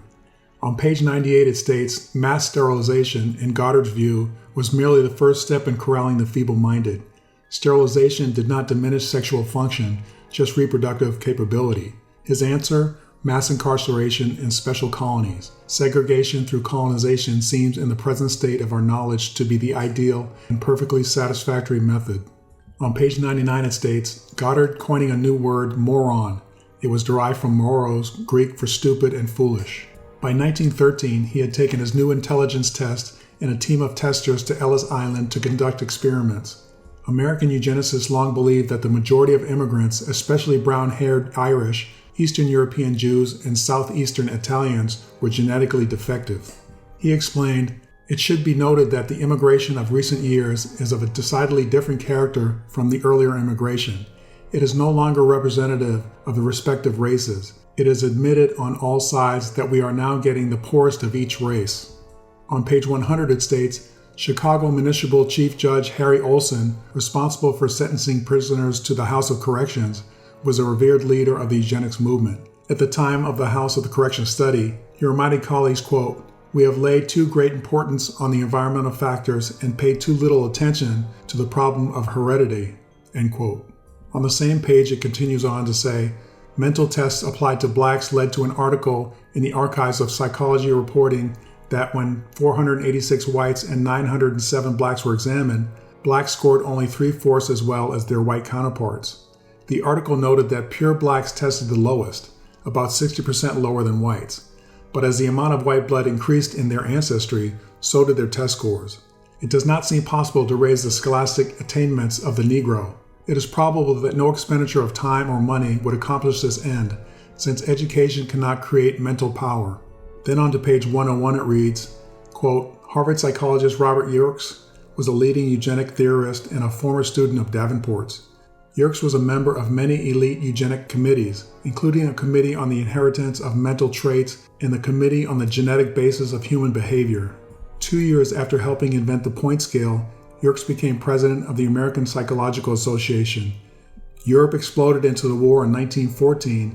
America did not join the fray until 1917, but when it did, Washington struggled to classify more than 3 million drafted and enlisted soldiers. American Psychological Association President Yerkes pleaded for intelligence testing. He gathered Goddard and Stanford University eugenic activist Louis Terman and others to help develop standardized examinations.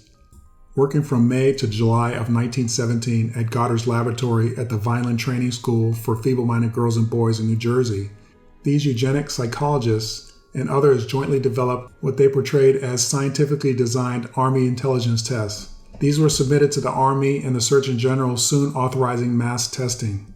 2 main tests were devised: the written Army Alpha test for English-speaking literate men, and the pictorial Army Beta test for those who could not read or speak English.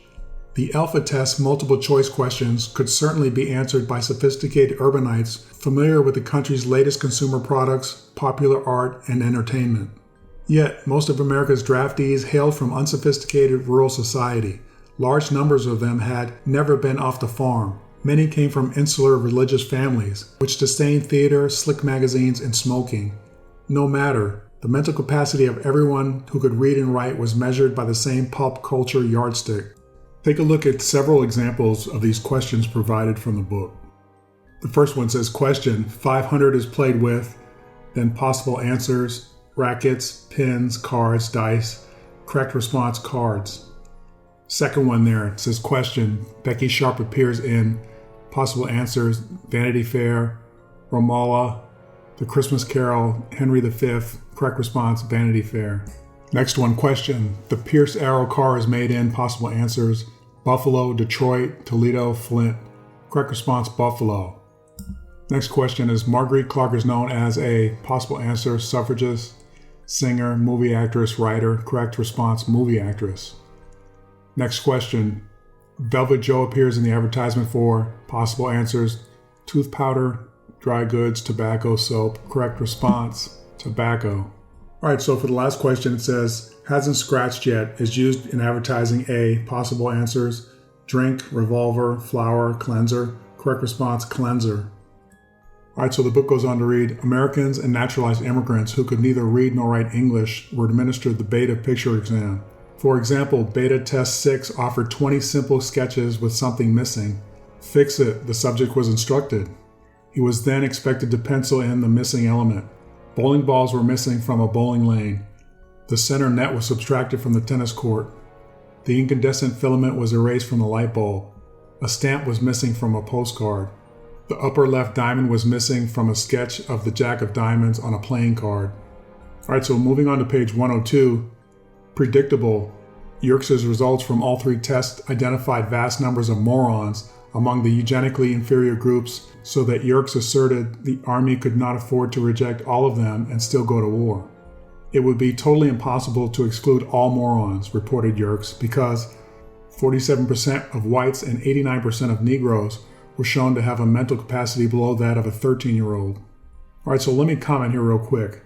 We can see that the Army tests, they were rigged in favor of the well-educated, wealthy elite, not the average man that was signing up to be drafted into military service. Remember, there was no social media during those times. To stay up to date with current events and happenings, you would have to have been subscribed to multiple newspapers and magazines and have actually had the time to read them, which most hardworking Americans had very little of. According to the National Center of Education Statistics, the literacy rate in the early 1900s was very low, especially among foreign-born immigrants and Black Americans. All right, so getting back to the book, it says, in 1912, the German psychologist William Stern had begun referring to the original intelligence level as an intelligence age. Stern went further, dividing the intelligence age by the chronological age to create a ratio. In doing so, he coined the term intelligence quotient. In 1916, used the Stanford-Binet test, Terman divided mental age by chronological age, and then multiplied by 100. This became the American version of the intelligence quotient. Terman nicknamed it IQ. The moniker became an instant icon of intelligence. Scales and rankings were devised. Those classified below a certain level, 70 scale points, were graded as either morons, imbeciles, or idiots. Feeble-mindedness had now a number. Soon everyone would receive one. Terman knew how such a number would be used. While studying California public school children, he argued, quote, if we would preserve our state for a class of people worthy of possessing it, we must prevent as far as possible the propagation of mental degenerates. Yerkes' work was advanced by another eugenic activist, Princeton psychologist Carl Brigham. A radical raceologist, Brigham analyzed Yerkes' findings for the world at large, casting them as eugenic evidence of Nordic supremacy and the racial inferiority of virtually everyone else.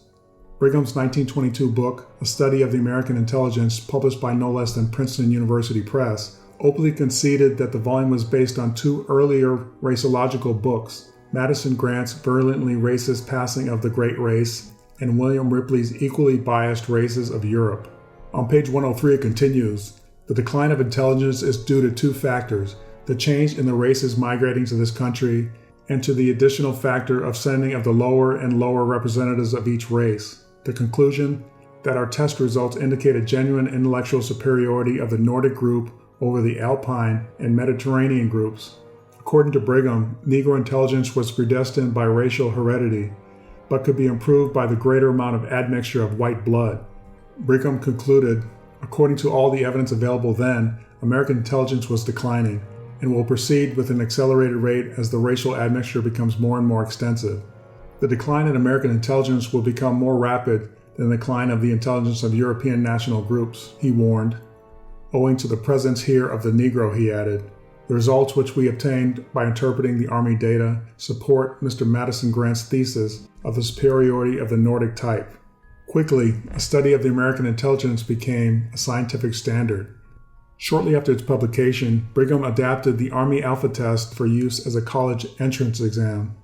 It was first administered to Princeton freshmen and applicants to Cooper University. Later, the College Board asked Brigham to head a committee to create a qualifying test for other private colleges in the Northeast and eventually across the country. Brigham's effort produced the Scholastic Aptitude Test, administered mainly to upper middle-class white students. The test quickly became known as the SAT and was eventually employed at colleges across the country. Over time, more and more colleges required high school students to take the test and score high enough to qualify for application. The deeply flawed roots of the IQ test, the SAT, and most other American intelligence tests were more than apparent to many thinking people of the period. It became glaringly obvious that the tests were vehicles of cultural exclusion. Poor-scoring Southern Italian immigrants who had not known who the latest Broadway stars were or which brands of flour were popular. They were, however, steeped in the auris of operatic masters and the arts in general, and had discovered the secrets of fine cooking centuries before. Jews who were overwhelmingly scored as moronic were often only literate in Yiddish, but they enjoyed a rich tradition of Talmudic scholarship that debated to abstraction the very essence of life and God's will. Farm boys may not have been aware that Velvet Joe was a cigarette advertising character, but they grasped the intricate agrarian tenets of growing and curing tobacco leaves to produce the perfect smoke. Blacks might not have been able to decipher the reading, writing, and arithmetic denied to them by a discriminatory educational system intent on keeping them illiterate. They may not have been able to comprehend the first thing about tennis nets, bowling lanes, and incandescent light bulbs, but the descendants of men and women ripped from Africa had cultivated a rich oral storytelling tradition, an intense, almost enraptured scriptural quoting religion, and as a group they would originate the revolutionary music that would dominate the 20th century. Okay, so I have two issues here. First of all, Mr. Black, like so many researchers, failed to acknowledge that labeling all people with dark skin as African is ignorant and frankly lazy scholarship. Presently, we know that people with dark skin are present and have been present on all continents with the exception of Antarctica. Secondly, people of color have always dominated music prior to the 20th century, so yeah, miss me on that one. Now, I did warn you in the beginning of this video that I had some issues with this book as it pertained to people of color, aka black people. Alright, so back to the book where it continues on about black Americans. It goes on to say, perhaps most remarkably, they were smart enough to stay alive in a world where an uppity black man with too much on the ball or too much spring in his step could be lynched for looking in the wrong direction or asking too many questions. On page 105 it states, in 1929, Brigham finally rejected those scholarly publications that asserted a racial basis for intelligence, including his own. Whether out of shame or embarrassment, the Princeton scholar submitted, quote, comparative studies of various national and racial groups may not be made with existing tests. One of the most pretentious of these comparative racial studies, the writer's own, was without foundation, end quote. Here's another quote. It says, meaningful as they were to the history of science, the several quiet recantations were published in obscure medical and scholarly journals. Academia could relish the debate and savor the progress, but the system hewn in stone by the eugenics movement's intelligence warriors has stubbornly remained in place to this day. By the time some scientists saw the folly of their fiction, the politicians, legislators, educators, and social workers who had adopted eugenic intelligence notions as firm science had enacted laws procedures, systems, and policies to enforce their tenets. Quiet apologies came too late for thousands of Americans who would be chased down by quotants, scales, and derisive labels eugenics had branded upon them. No longer constrained by newness or lack of scientific proof, the eugenic crusade blitzed across America. The weak, the socially maligned, the defenseless, and the scientifically indefensible of America's lowest biological caste would now be sterilized by the thousands, and in some cases, euthanized. Alright, so moving on to chapter 6 called The United States of Sterilization. On page 107, it says, quote, during the years bracketing World War I, a potent, if unsound, intelligence classification system was taking root. A patchwork of largely inert state sterilization laws awaited greater validation. The elite thinkers of American medicine, science, and higher education were busy expanding the body of eugenic knowledge and evangelizing its tenets. However, the moment had still not arrived for eugenic rhetoric to massively impact the country. During these percolating years, Davenport and Laughlin continued to prepare the groundwork. They knew humanity could not be recreated overnight. They were patient men. Alright, so let me comment here. Do you see where Mr. Black states, quote, they knew humanity could not be recreated overnight. They were patient men. This, in my estimation, was the groundwork for our rewritten history.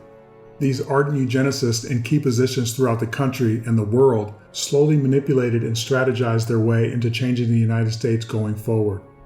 Okay, so continuing on to page 107, during the war years, eugenic organizations proliferated in America. Like-minded citizens found ethnic solace and even self-vindication in the idea of biological superiority. The Race Betterment Foundation was among the leading eugenic organizations that sprouted around the country to augment the work at Cold Spring Harbor. The society was founded by yet another wealthy American, Dr. John Harvey Kellogg of Battle Creek, Michigan. Dr. Kellogg was a member of the State Board of Health and operated a healthy sanitarium renowned for its alternative and fanciful food regimens. He had developed for his patients a natural product, a cereal made of wheat flakes. In 1898, Dr. Kellogg's brother, Will, created the cornflake, and in 1906 he began selling it commercially through a company that would ultimately become the cereal giant known as Kellogg Company. In the same year, Dr. Kellogg founded the Race Betterment Foundation to help stop the propagation of defectives. The Race Betterment Foundation attracted some of the most radical elements of the eugenics community. The organization wanted to compile its own eugenic registry, listing the backgrounds of as many Americans as possible. This to augment the one being developed by the Eugenics Record Office. In 1914, Dr. Kellogg organized the first Race Betterment Conference in Battle Creek, Michigan. The conference's purpose was to lay the foundations for the creation of a super race, amid an atmosphere of lavish banquets, stirring calls to biological action, and scientific grandiloquence. We have wonderful new races of horses, cows, pigs, argued Dr. Kellogg. Why should we not have a new and improved race of men? He wanted the white races of Europe to establish a race of human thoroughbreds. Davenport told the Battle Creek conferences that this could be accomplished by working quietly with the heads of state institutions. The superintendents of state institutions, he explained, were very desirous of assistance. Alright folks, just as a side note, this previous statement shows the collusion of these superintendents on behalf of eugenics to further white superiority. Let me ask you, where did it stop? There were people believing this nonsense at all levels of society. Again, this is how we got the false history and education we are given today. Just let that sink in for a minute. Okay, getting back to the book, it states, whatever restraint Laughlin used in his formal writings was absent from his speeches to the eugenic vanguard.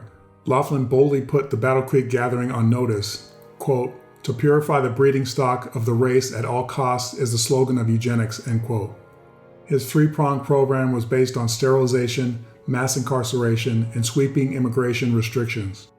Okay, sorry for chiming in again so soon. However, based on what I just read, it occurred to me that we have mass incarceration and immigration restrictions going on today.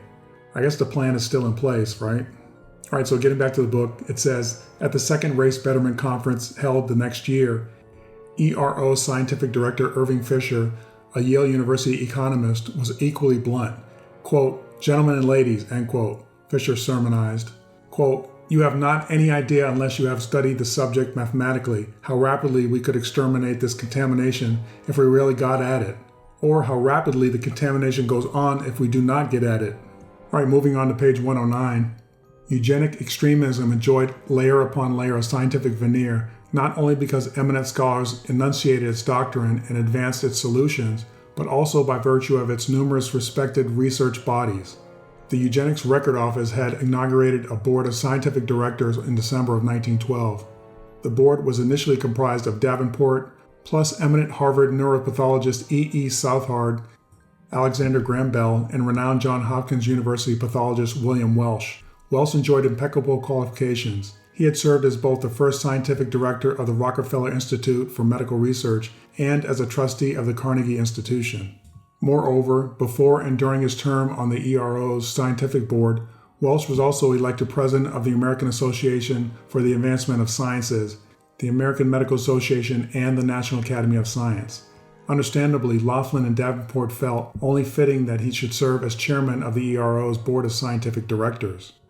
Among the biological issues the board identified as vital were the, quote, consequences of marriages between distinct races, miscegenation, end quote. Now again, another quote, the study of America's most effective bloodlines, end quote, as well as restricting the strains that require state care. The board also sought to examine the ancestral caliber of immigrants being allowed into the country. As usual, feeble-mindedness took the spotlight. Several key regions of the East Coast were targeted for investigation. Perhaps the most militant of the eugenic research bodies was the Eugenics Research Association, created in June of 1913 at Cold Spring Harbor.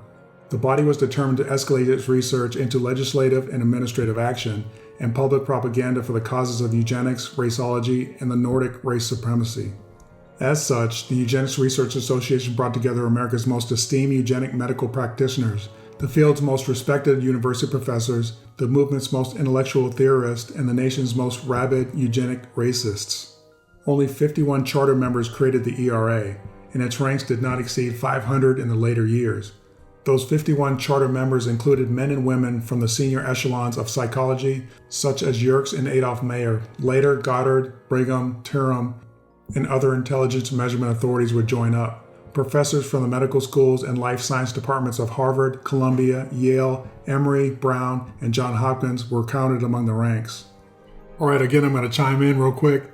Did you hear that list of prominent institutions?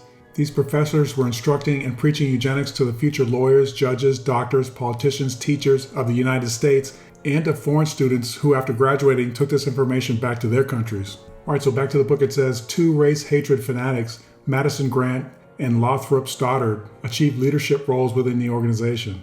Grant was internationally known for his bestseller, The Passing of the Great Race, which promoted Nordic whites as a superior race. Grant's book, revered by eugenicists, lamented that America had been infested by a large and increasing number of weak, the broken, and the mentally crippled of all races drawn from the lowest stratum of the Mediterranean basin and the Balkans, together with hordes of the wretched, submerged populations of the Polish ghetto. Grant called these human flotsam.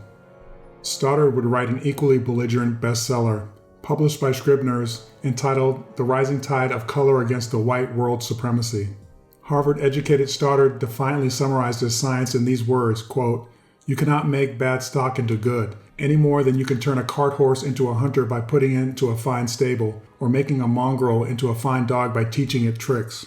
Okay, I'm going to wrap up this video very soon. I just wanted to cover a few more topics to really bring it home. I want to show you how eugenics was able to flourish and become the basis for changing the United States going forward from this time period. All right, on to page 112, it states, in 1912, shortly before the Eugenics Record Office installed its Board of Scientific Directors, the New York State Legislature had created the Rockefeller Foundation, which boasted fabulous assets. John D. Rockefeller donated $35 million the first year and $65 million more the next year. Shy and intensely private, the oil heir seemed to enjoy corresponding with Davenport about sundry eugenic topics.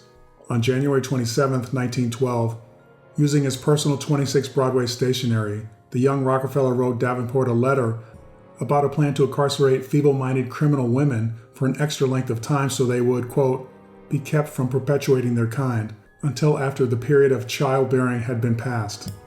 Then it goes on to say, big money made all the difference for eugenics. Indeed, biological supremacy, raceology, and the coercive eugenic battle plans were just talk until those ideas married into American affluence. With that affluence came the means and the connections to make eugenic theory an administrative reality. Mrs. Harriman, the railroad heiress, wielded great power.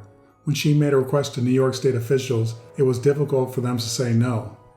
Davenport's proposed county surveys in search of the unfit, for example, were implemented by state officials. Eugenic agencies were established, often bearing innocuous names. Robert Hubbard, Secretary of the State of New York State Board of Charities, reported to Mrs. Harriman that, quote, "Our Eugenics Bureau is known officially as the Bureau of Analysis and Investigation," end quote. In describing the agency's work, Hubbard's letter reflected the usual eugenic parlance. The study of groups of defective individuals is so closely related to the welfare of future generations that the lessons drawn from the histories of abnormal families can prevent the continuance of conditions which foster social evils, end quote. He added that, to this end, the records of some 300,000 people had already been tabulated in 24 of New York State's counties. Hubbard promised to coordinate his agency's work with privately financed eugenic field surveys.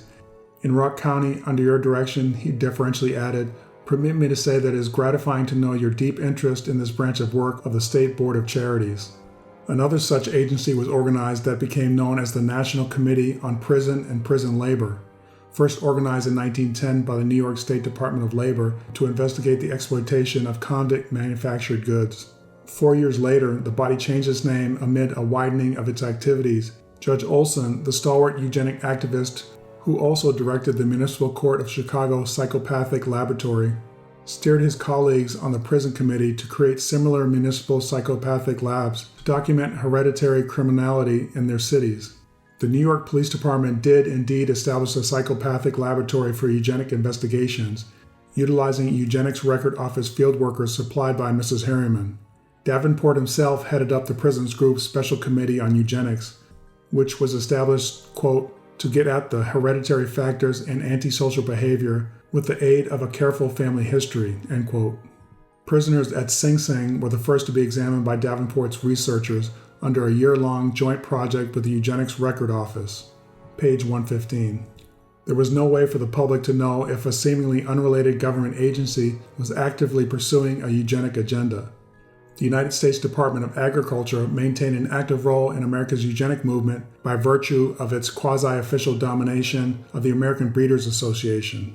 Various Department of Agriculture officials either sponsored or officially encouraged eugenic research. Agriculture Department meetings went beyond the bounds of simple agronomy. They often encompassed human breeding as well. On November 14, 1912, Professor C.L. Goodrich, at the Washington office of the Department of Agriculture, was asked by a colleague in the USDA's Columbia, South Carolina office whether two Negro siblings, both with 6 fingers on each hand, should be brought to the ABA meeting at the National Corn Exposition for eugenic evaluation. Professor Goodrich, who controlled the presentations of the ABA's eugenic section, replied a few days later, "Have the children brought. I will put them on the program for a paper before the eugenics section."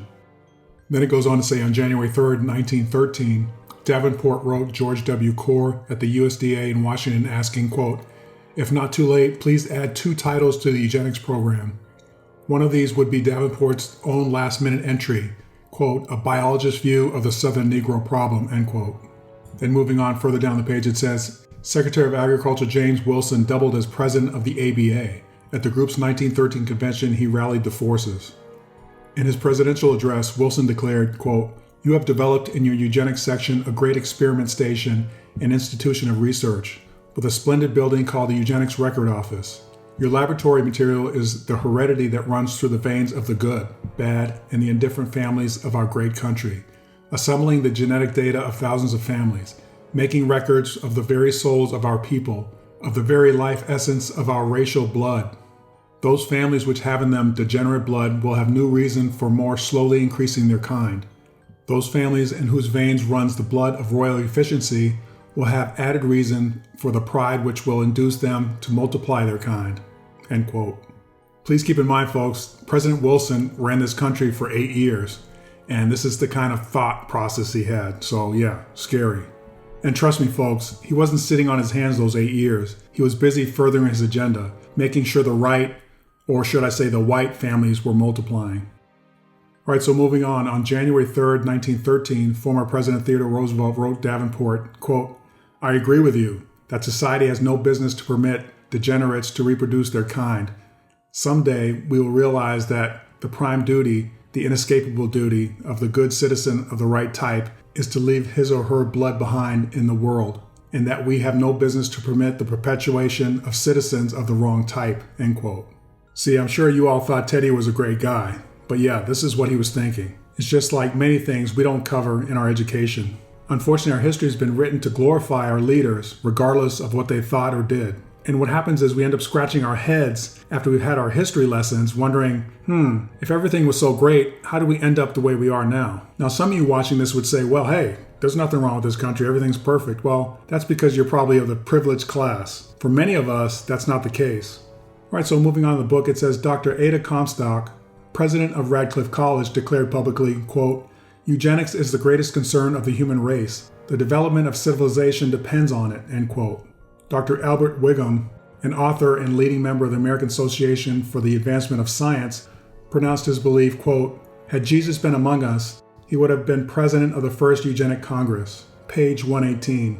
All right, lastly on page 118 it states, while many of America's elite exalted eugenics, the original Galtonian eugenicists in Britain were horrified by the sham science they saw thriving in the United States and taking root in their own country. In a merciless 1913 scientific paper written on behalf of the Galton Laboratory, British scientist David Heron publicly excoriated the American eugenics of Davenport, Laughlin, and the Eugenics Record Office. Using the harshest possible language, Heron warned against, quote, "certain recent American work which has been welcomed in this country as of first-class importance, but the teaching of which we hold to be fallacious and indeed actually dangerous to social welfare," end quote. His accusations, quote, "careless presentation of data, inaccurate methods of analysis, irresponsible expression of conclusions, and rapid change of opinion," end quote. Heron lamented further, "When we find such teaching based on the flimsiest of theories and on the most superficial of inquiries proclaimed in the name of eugenics, and spoken of as entirely splendid work, we feel that it is not possible to use criticism too harsh, nor words too strong in repudiation of advice which, if accepted, must mean the death of eugenics as a science," end quote. All right, so basically to summarize the last paragraph, there were British eugenicists that believed in the original theory of Galtonian eugenics, but they wholeheartedly disagreed with the non-scientific methods used to derive the bogus theories and conclusions American eugenicists were teaching and using to demonize people. Finally, on page 120 it reads, "The millions of Mrs. Harriman, relic of the great railroad promoter, assisted by other millions of Rockefeller and Carnegie, are to be devoted to sterilization of several hundred thousands of American defectives annually as a matter of eugenics. It is true that we don't yet know all of the millions of our plutocracy can do to the common folks. We see that our moneyed plutocrats can own the governments of whole states, override constitutions, maintain private armies to shoot down men, women, and children, and railroad innocent men to life imprisonment for murder or lesser crimes. And if we submit to such things, we ought not be surprised if they undertake to sterilize all those who are obnoxious to them." All right, so I wanted to bring this information to your attention so you can see and understand what's gone on in the United States and abroad to shape our society. What is truly sad is you would never get this vital information in any of our educational institutions. Why? Because they are still espousing this nonsense. It has infiltrated and influenced all of our institutions. As you heard in this video, this information was taught in schools. Our grandparents were presented with this junk science and philosophy in their classrooms, in their homes, via textbooks, magazines, newspapers, and journals.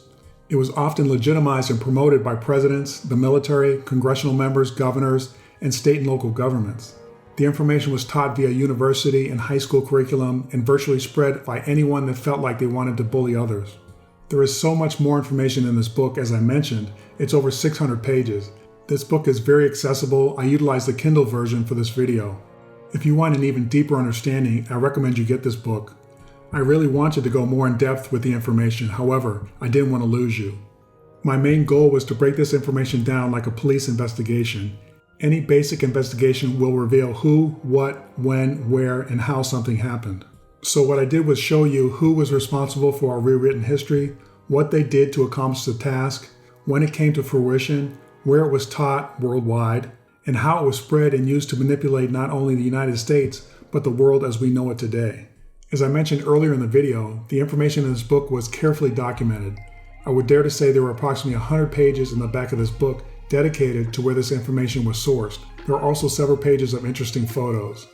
Do me a favor, folks, please comment and let me know what you think. Also, please stay tuned for my next video. Hopefully it won't take as long to create the next one. That said, I think it will blow your socks off. So please like, subscribe, and hit the notification bell so you won't miss any of my upcoming videos. Thank you for watching. Peace, love, and truth.